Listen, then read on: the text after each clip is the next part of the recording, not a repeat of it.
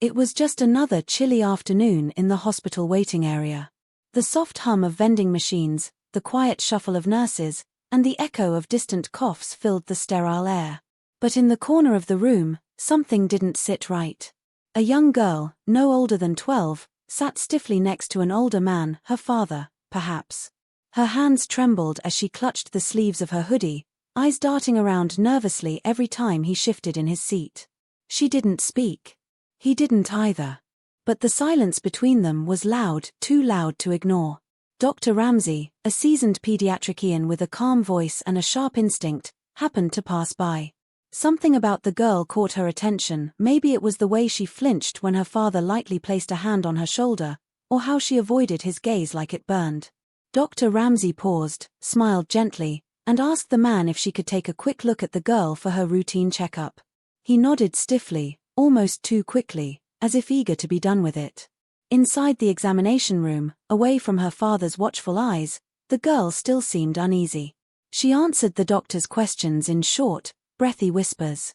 When Dr. Ramsey asked if she had any pain, the girl hesitated.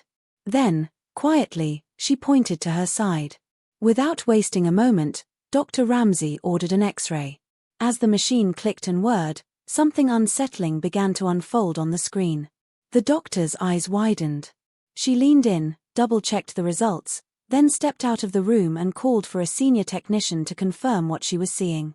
Within minutes, there was no doubt left, this wasn't just a routine scan. Dr. Ramsey's hands shook slightly as she reached for the hospital phone and dialed 911. Her voice was steady, but her heart was racing.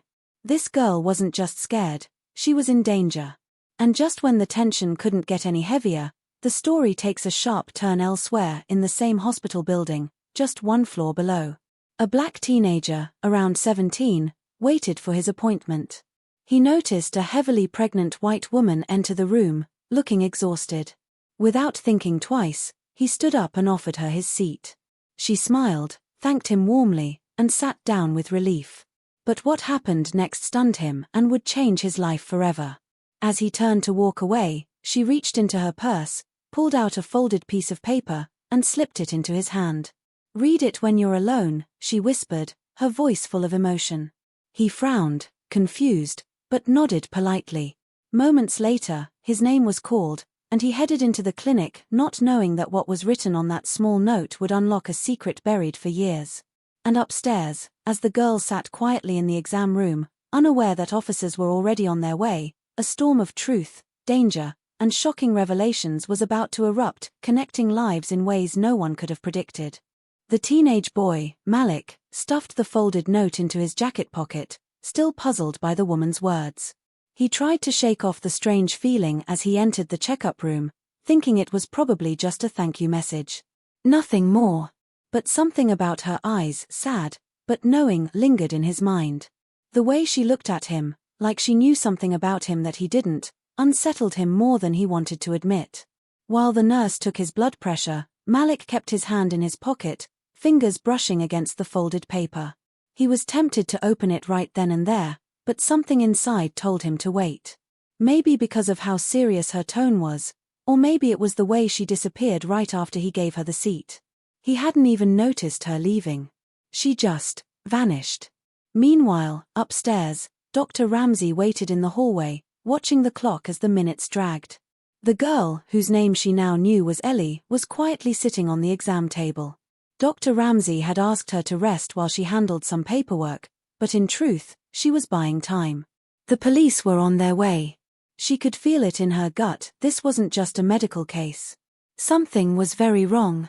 Ellie's X-rays showed signs that raised serious red flags. Old injuries. Fractures that had healed oddly. Patterns no accident could explain. They were the kind of signs that doctors are trained to spot, but pray they'll never have to report. Dr. Ramsey had been in medicine long enough to know the signs of hidden pain, the kind that didn't come from falling off a bike or bumping into a wall. As she stood outside the room, a security guard passed by, nodding politely.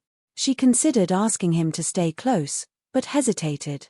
She didn't want to scare the girl any more than she already was.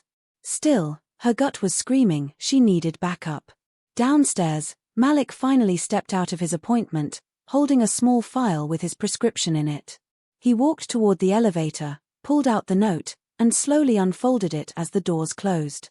The handwriting was neat but shaky, like someone who was either emotional or in a hurry. Your mother didn't abandon you. She was forced to. I know the truth. Please don't ignore this. I'm sorry I waited so long. His heart dropped. He stared at the paper, his fingers tightening around it. For a second, everything around him went quiet, like the world paused. The elevator dinged, but he didn't move. His mind was racing. What did this even mean? He had never met his mother. He'd grown up in the foster system since he was a baby. Every time he asked questions, he got the same response: she left you. Nobody knows why. But now, someone was telling him otherwise. Who was that woman? How did she know anything about his past? Why give him this note now? As the elevator doors opened again, he looked up, dazed.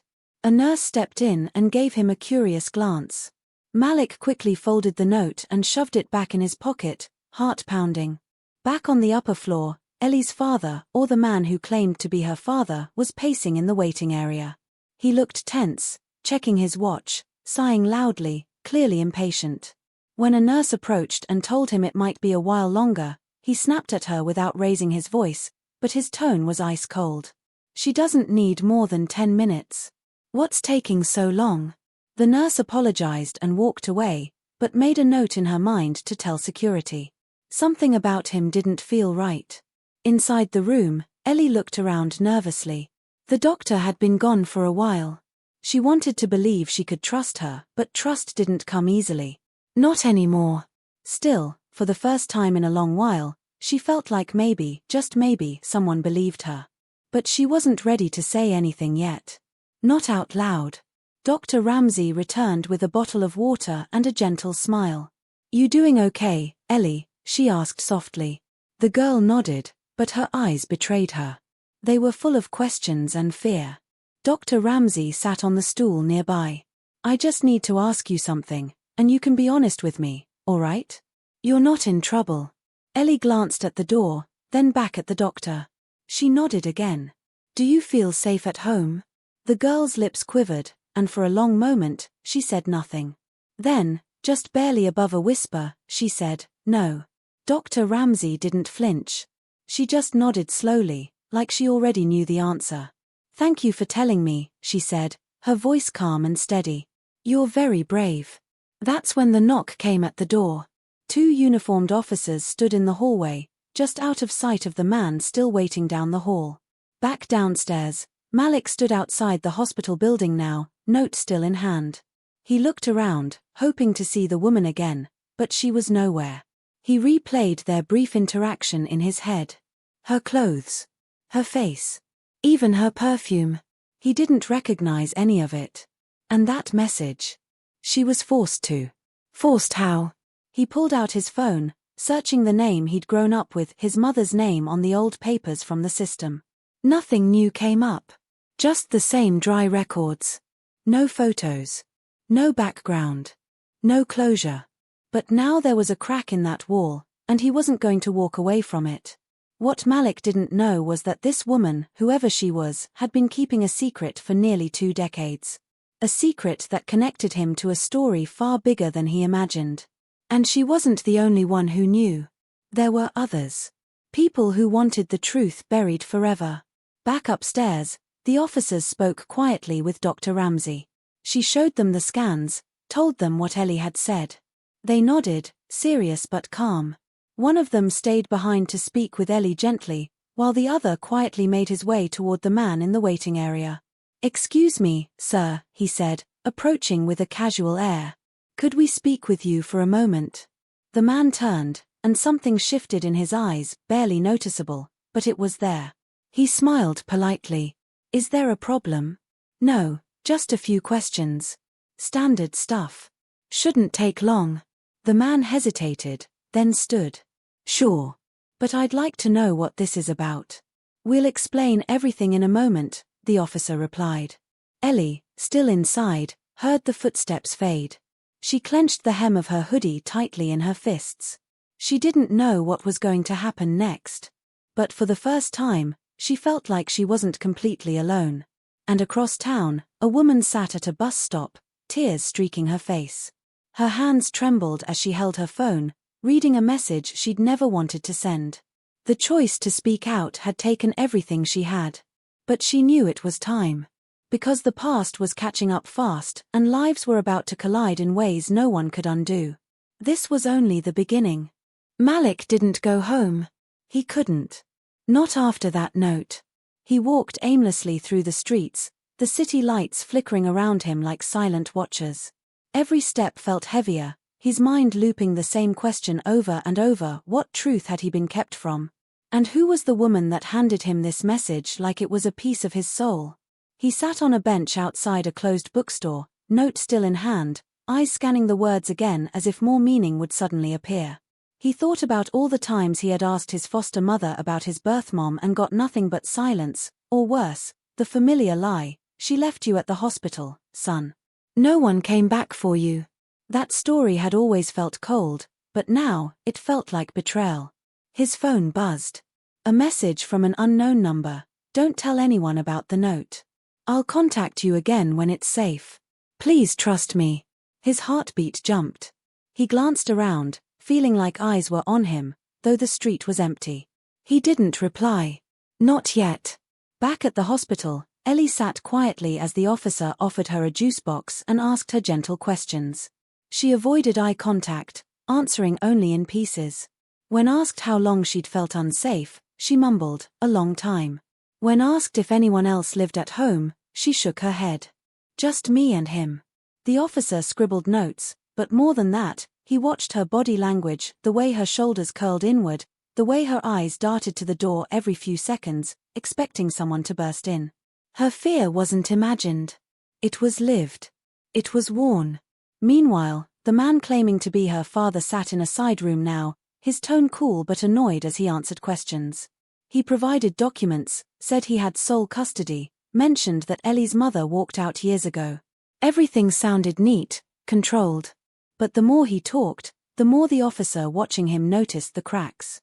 The way he repeated phrases too perfectly. How his hands fidgeted slightly when the officer asked about Ellie's old injuries. Dr. Ramsey stayed close, checking on Ellie often. She felt the weight of the situation pulling tighter. She'd seen cases like this before, kids who were silenced for years, taught to fear the very people who were supposed to protect them. But what haunted her most was that Ellie hadn't cried once. She was too numb for tears. Across the city, the woman who had given Malik the note sat inside a dim motel room, staring at an old photograph. It showed a newborn baby wrapped in a blue blanket, and beside him, a woman smiling through tears. She traced the edge of the photo with trembling fingers. It had taken everything in her to face Malik today. To give him that message. She'd watched him from afar for weeks, waiting for the right moment. And even now, she wasn't sure she'd done the right thing. Her name was Angela. 19 years ago, she had been part of something she never fully understood, a hidden adoption arrangement that wasn't legal, wasn't moral, and certainly wasn't safe. She was a nurse back then, young and afraid. She remembered the night vividly. A teenage girl came in alone, terrified, in labor. She gave birth to a healthy boy, held him for only minutes, then passed out. When she woke up, the baby was gone and so was her chart. No one at the hospital ever spoke of it again. But Angela had seen it happen. And she'd lived with the guilt every single day. She wasn't sure if the boy from that night was Malik. But when she saw him in the waiting area, something clicked. The same eyes. The same birthmark on his jawline. And the timing lined up. She had to try. Even if it put her at risk. Malik sat now in a late-night diner, coffee untouched. He opened his phone and searched again, this time, looking through message boards and social media threads on forced adoptions, closed hospital records, and missing birth moms. He found nothing conclusive, but a few stories felt too familiar. One post described a mother in 2007 who claimed her baby vanished from a city hospital. No report. No news. She was labeled unstable and ignored. Her name wasn't listed.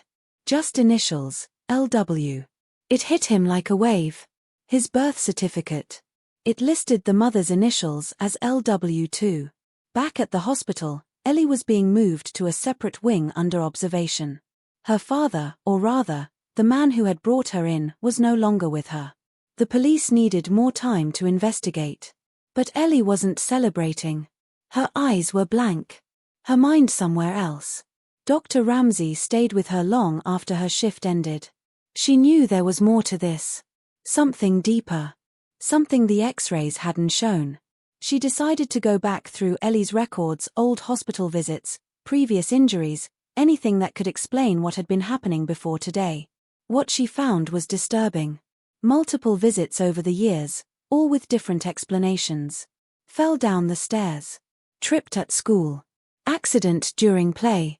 But all with the same adult listed as the guardian. All with injuries that didn't match the story. In her gut, Dr. Ramsey knew, Ellie had been hiding in plain sight for years. And no one had listened until now. In the motel, Angela finally worked up the courage to call an old contact. Someone who used to work in hospital administration. She needed proof. Something that showed what happened that night. But as soon as she introduced herself, the voice on the other end got quiet. "You shouldn't be calling me," the man whispered. "They still watch people who ask questions about that case." Angela's breath caught. "Then it's true, isn't it?" A long pause. Then, "I can't talk. I'm sorry." The line went dead. Angela stared at her phone, hands shaking. She knew now more than ever Malik was in danger. If someone had gone to such lengths to bury the truth, they wouldn't stop now. And neither could she. At the same time, Malik finally pulled up a local registry of missing persons. He scrolled past dozens of names. Then one stuck out, Lana Wilson. Last seen at Mercy General Hospital. Reported missing 2007. Case closed, no follow-up. His hands trembled. That name. That year. That hospital. He picked up his phone and dialed the number listed on the report. It went straight to voicemail. He tried again. Nothing. But this time, he left a message. "My name is Malik. I think I might be your son." Across town, a woman's phone lit up in the dark. She stared at the screen in disbelief, hands covering her mouth as tears began to fall. And in a quiet hospital room, Ellie lay wide awake, staring at the ceiling. For the first time, someone had listened. But the darkness she came from hadn't left yet. It was still out there. Watching. Waiting. None of them knew it yet, but their stories were about to collide. The secrets of the past were creeping back to the surface. And what they would uncover next could change everything. Malik's hands wouldn't stop shaking as he left the voicemail. The words felt too big coming out of his mouth. "I think I might be your son." He wasn't even sure if he believed it, but something deep inside him was waking up, something he hadn't felt in years. A strange mix of fear and hope. His mind kept flashing back to the woman in the waiting room. The way she looked at him. The way she slipped the note into his hand like it was the only thing that mattered. At the same time, the woman who had received his message, Lana Wilson, sat frozen on the edge of her bed, clutching her phone like it was a lifeline. Her world had stopped the moment she heard his voice. For nearly 2 decades, she had been dismissed, discredited, and left to survive with a gaping hole in her chest. But now, that voice, that name, it brought something back. The memories came rushing into the hospital room, the soft cry of her newborn, the feeling of his tiny fingers wrapped around hers. And then, the blank faces of the nurses, the way they avoided her questions, the way her chart disappeared. The silence that followed. For years, she had wondered if she was losing her mind. People told her she was confused, unstable, too young to remember things clearly. But she never let go of the truth. And now, that truth had finally found its way back. Back in the hospital, Ellie sat cross-legged on the examination bed, fingers wrapped tightly around a stuffed animal one of the nurses had given her. She hadn't said much since her father was taken into questioning. Her voice was small and hoarse when she finally spoke to Dr. Ramsey. "Will they let him come back?" she asked, eyes fixed on the floor. Dr. Ramsey crouched beside her, voice gentle. "No, sweetheart. He's not going to hurt you anymore." Ellie didn't say anything for a while. Then she whispered, He said if I ever told, they'd take me away. The doctor felt something twist inside her. No one is taking you away, she said firmly. You're not in trouble. You're safe now. But even as she said the words, she knew safety wasn't guaranteed. Not yet. Not when the man in custody had powerful connections. Something about his file didn't sit right. His job, his records, even his ID, it all looked clean, too clean. Almost like someone had scrubbed it spotless. Malik made his way home hours later, but the apartment didn't feel like his anymore. The silence was too loud. He pulled out a showbox from the top shelf of his closet, old letters, photographs, school awards. And at the bottom, a folded birth certificate. His eyes locked onto the faded print, Mother, LW. The pieces were lining up too fast. He called Angela. She didn't answer at first, but after his third call, she picked up. You need to be careful, she said before he could even speak. If they know you're looking, they'll come after you. I've seen what they're capable of. Who? He asked, heart racing. Who are they? Angela hesitated. There were people at the hospital, officials. They were part of something bigger. I didn't understand it back then, but I knew it wasn't right. They moved babies, especially ones born to single, young mothers, into private adoptions. But it wasn't legal. And it wasn't safe. It was a cover-up. Malik felt like the room tilted. So you think I was taken? I think you were sold, she whispered. He dropped the phone, a cold sweat forming on his neck. Everything he thought he knew, his home, his life, his family, was built on a lie. Angela met him later that night, far from the city, in a quiet corner of an old library. She handed him a file, papers she had collected over the years. I couldn't go to the police, she said. Too many of them were involved. But I kept this. Just in case. The folder was filled with names, dates, documents, proof of illegal adoptions, altered records, money transfers. And one name appeared again and again. The same man listed as Ellie's guardian. Malik stared at it. This is the man from the hospital. Ellie's dad. Angela nodded. He wasn't just some abusive parent. He was part of the system. The one that took you.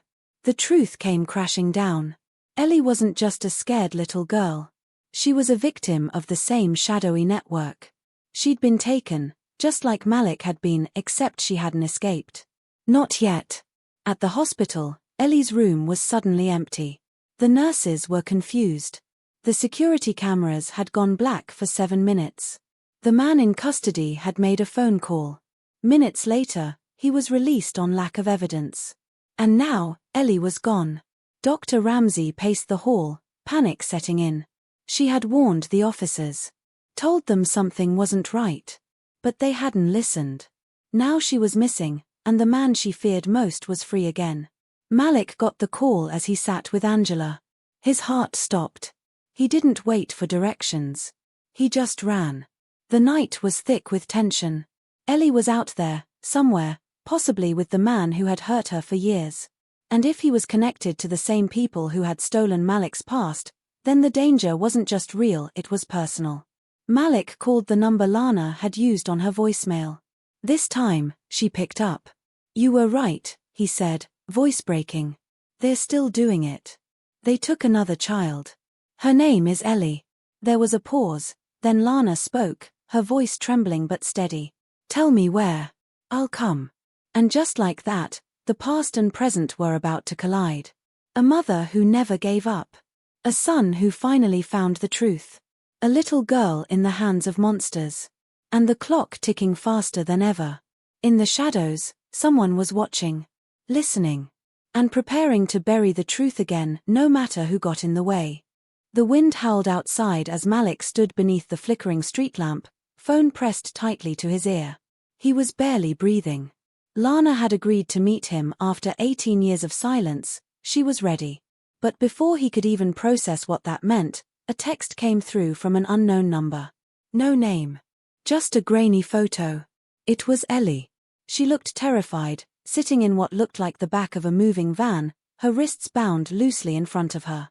Behind her, a shadowed figure loomed just out of the frame.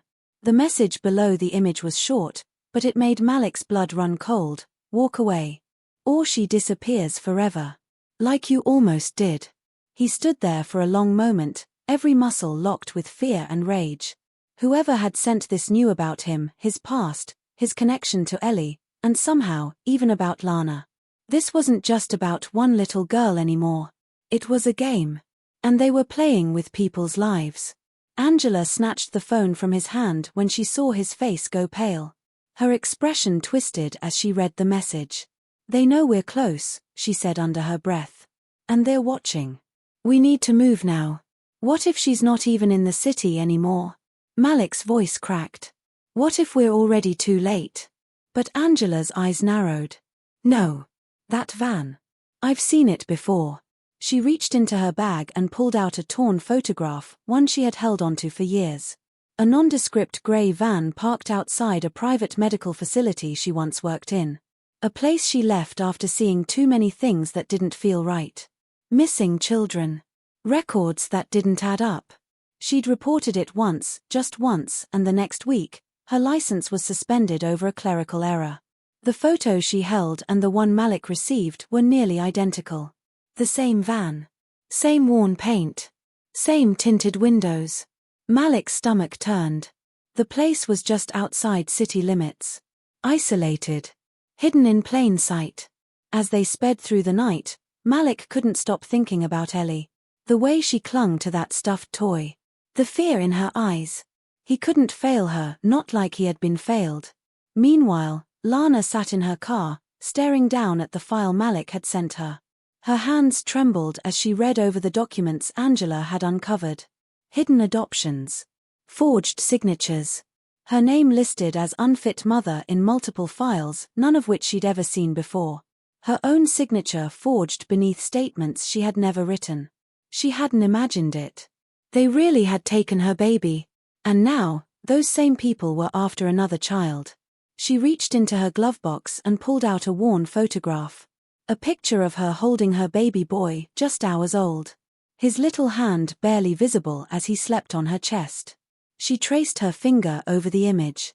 I'm coming, she whispered, then started the car. Back at the hospital, Dr. Ramsey was going through security footage again and again. Even though the cameras went black, one external feed, a traffic cam across the street, had captured something. A man in a janitor's uniform, wheeling a large laundry cart to the back alley. He wasn't part of their staff. No one recognized him. She forwarded the footage to the police, but her gut told her it wouldn't be enough. Whoever was behind this was still pulling strings. They had power, real power. And connections that ran deeper than she had imagined. Malik and Angela arrived at the outskirts of the medical facility by dawn. The old building looked abandoned from the front, shattered windows, overgrown weeds, a rusted-out sign. But Angela knew better. They operate underground, she explained. The top floors are front. The real work happens in the basement. No records, no patients, no names. Just transfers. They crept around the back and found a fresh set of tire tracks leading to a gated service entrance.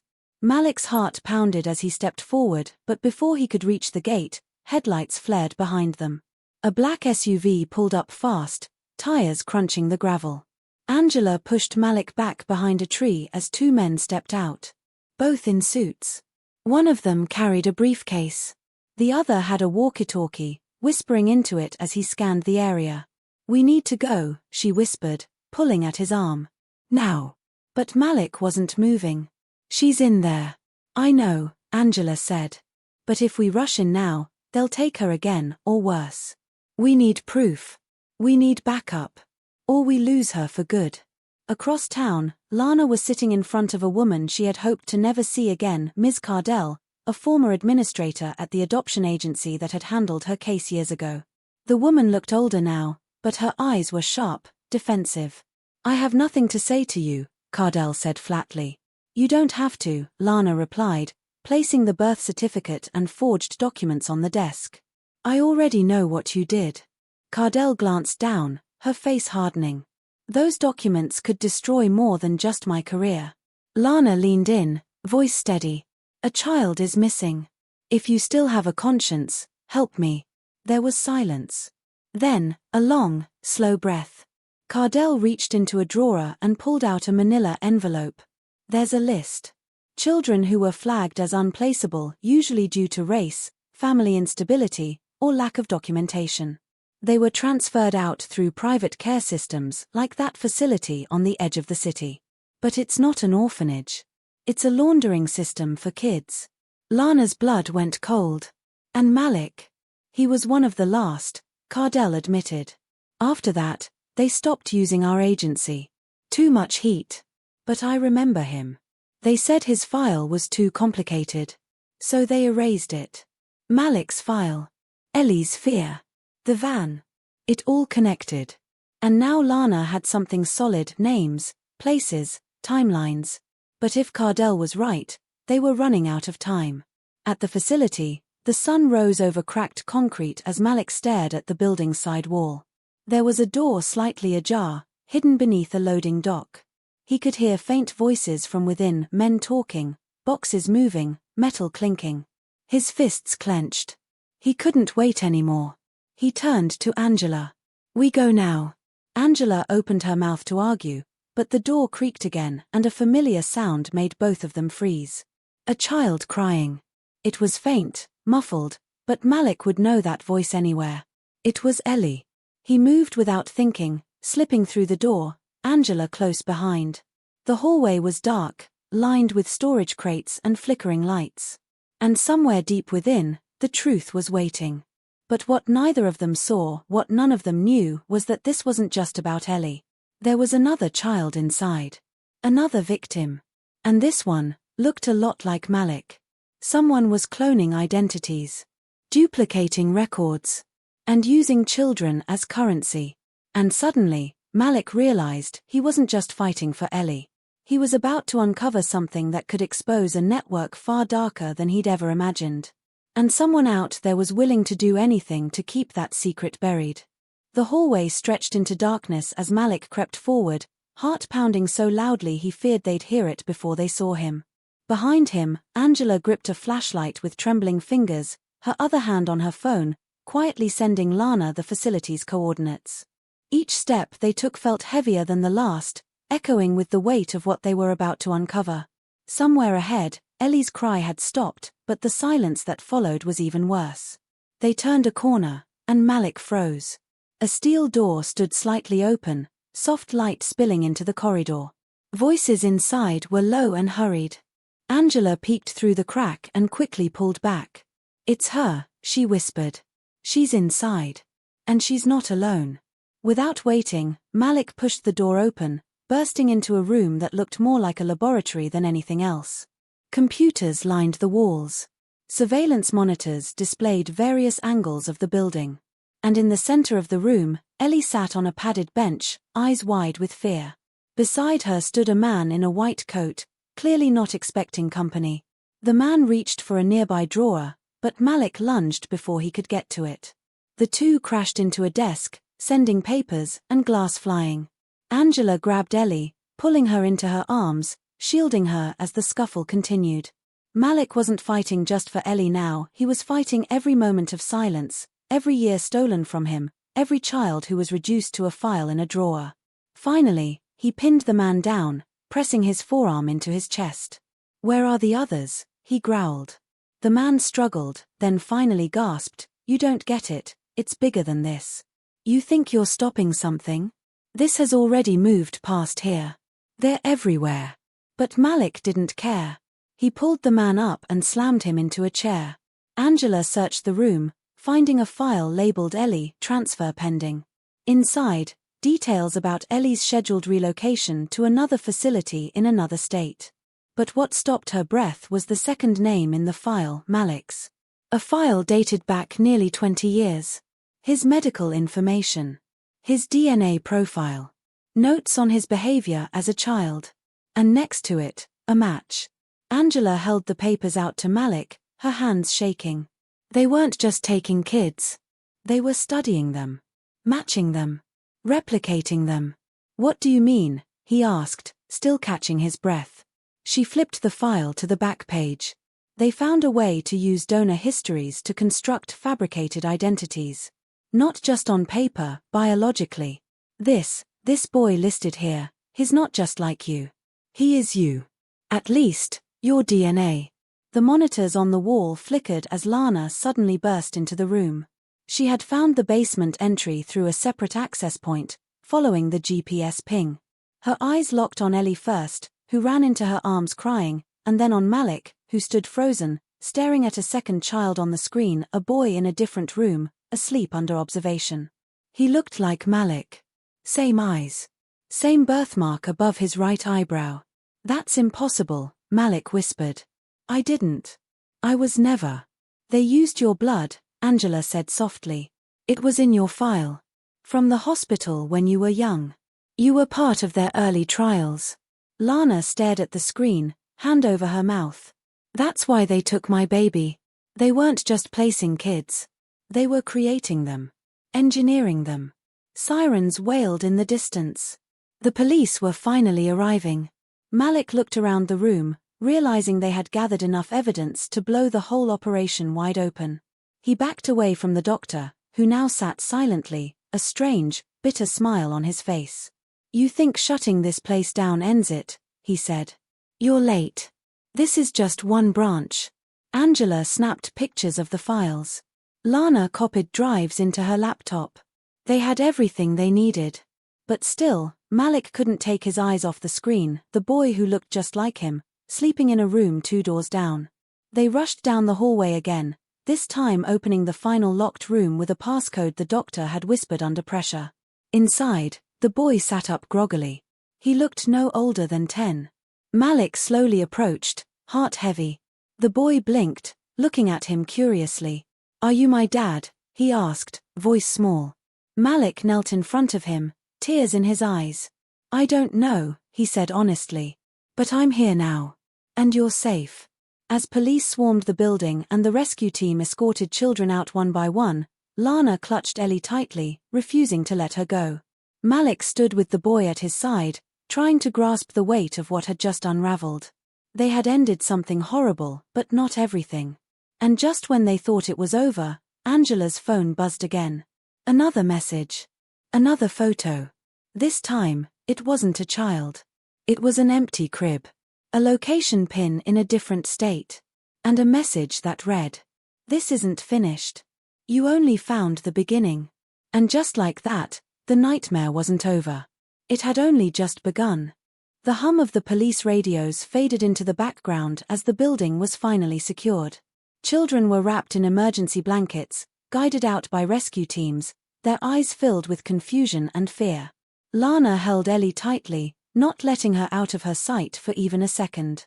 Malik stood quietly with the boy, his reflection in another timeline, processing everything he'd just learned. Angela was giving statements to the officers, handing over every document and drive they managed to save. The law enforcement agents looked shocked as they flipped through the files. The realization that this wasn't just a missing child case, but something much larger, a network, a long-standing and deeply buried system, hit them hard.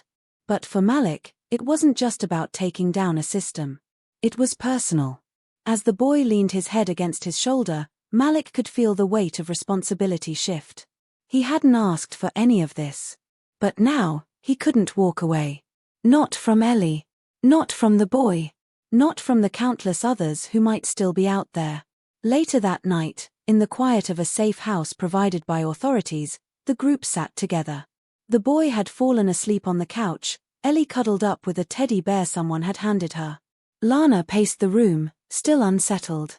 Angela stared at her laptop, combing through everything they had downloaded. Malik finally broke the silence. We need to talk about what's next, he said. Angela nodded slowly.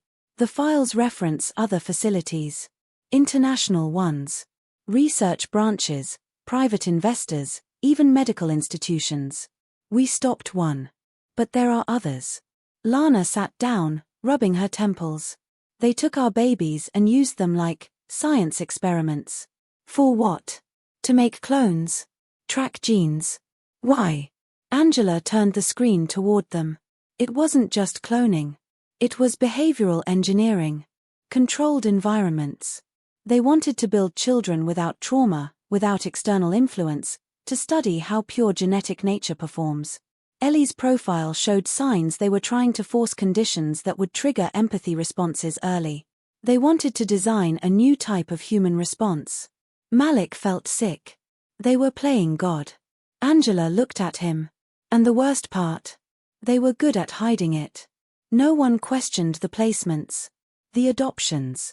The disappearances were masked by paperwork, legality, and time. Days turned into weeks. The story hit the media softly at first, carefully, to protect identities. Whistleblowers from within the same system began to come forward, and more facilities were discovered. Malik and Lana worked with legal teams, testifying, sharing their stories. Ellie underwent counseling with professionals who were trained to help children recover from extreme psychological trauma. Malik took in the boy, now named Micah, as his own, going through every legal channel to ensure he could stay protected. Angela became a key part of an investigative task force, leveraging her expertise in digital forensics to map out the full extent of the network. She found that the facility had been part of a much older government program, long since defunded and supposedly dissolved. But someone had picked it up. Private hands had kept it alive, funded it, modernized it. And those hands were still operating in the shadows. Micah opened up slowly. He didn't know who he was, but he began to know who Malik was. They shared the same smile, the same way of tilting their heads when they were curious. Malik saw in him a mirror of himself, but also a reminder that no child should have to grow up wondering why they exist. He enrolled him in school, helped him make friends, taught him how to ride a bike. For the first time, Micah wasn't a file number. He was a kid. Ellie grew stronger, too. Her nightmares didn't stop right away, but with Lana by her side, she found the courage to ask questions, to talk about what she remembered, even if just in small fragments. She was especially close to Malik, often sitting beside him when he told bedtime stories to Micah, her hand gripping his shirt sleeve like an anchor. Then came the day when a federal committee asked them to appear in a private hearing. Their case had become the foundation for a national review of child welfare policies and underground networks. Malik gave a heartfelt testimony, not filled with outrage, but with quiet strength. He spoke about how a child gave up his seat for a pregnant woman, how kindness in one moment had uncovered years of hidden darkness. Lana shared how a magazine image had changed everything, how a spark of familiarity had turned into a desperate search. Angela spoke about digital trails, about how data never really dies, and how the truth is always hidden in the patterns, if you're willing to look. After the hearing, the committee members approached them. Some had tears in their eyes. They promised change, promised funding, promised accountability. And this time, it felt real. But Malik knew the road ahead was still long. He stood outside the building with Angela and Lana, the air crisp and hopeful. We did something here. But we can't stop. There are still kids out there. Parents who don't even know what was done. Angela agreed. That's why we're turning everything into a foundation. We help find them. We help bring them home. And so they did. Within a year, they had traced the locations of 4 more facilities. 2 were already cleared and shut down. Survivors were being reunited with their families.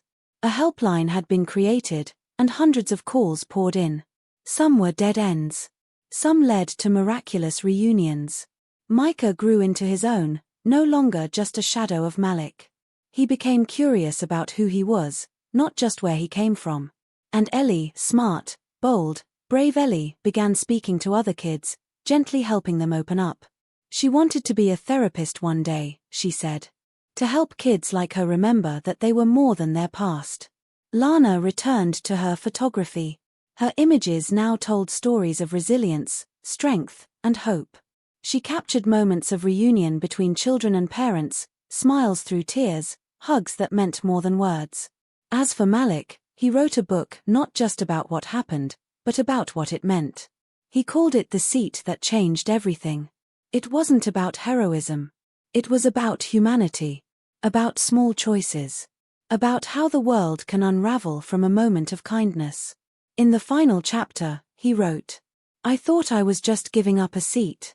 I didn't know I was stepping into a story I had unknowingly started as a child. I didn't know that kindness, when given freely, can find its way back to you in the form of truth.